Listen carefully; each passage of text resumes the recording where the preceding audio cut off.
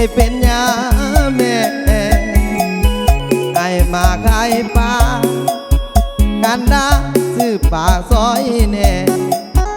ปลาคอยังแข็งแห้งแท้จับเบิ่งแน่แม่กันน้องบ่ซื้ออาชีพขายปลาวอนแม่กันดาเห็นใจแน่น้องปลาคอสดเนื้อดองให้น้องซื้อซอยไอ้เด้ปลาคอใหญ่ยาว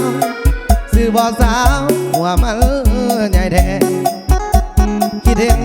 อดีตเขาแน่ได้เป็นยาแม่ซอยไอ้แต่พามาขายปลาคอพาดพอแฟนเก่าคือน้องเบิ่งส่งบ่อึดเงินรองก่อนน้องซื้อปลาซอยแน่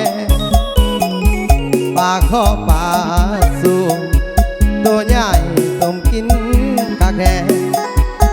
สดน้ำดูดหัวมันแน่ดวงแดงกินใส่มันน้ซื้อปลา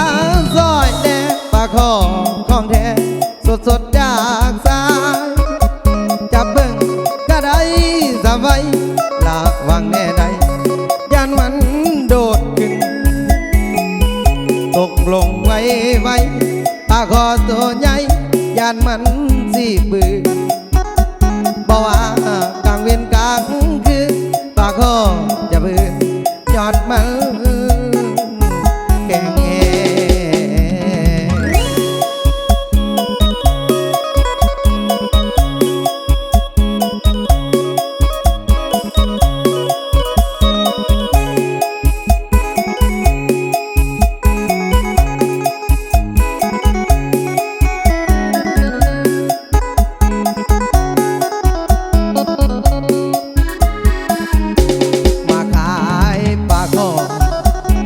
พอ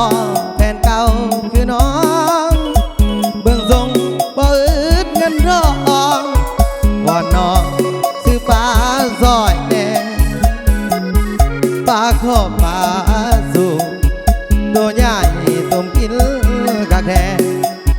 สดน้ำดูดหัวมันแน่ดวงแดงกินไส้มันนะคอของแท้สดจากสายจับเบิ่งก็ได้สบายละวางแน่ใดยันมัน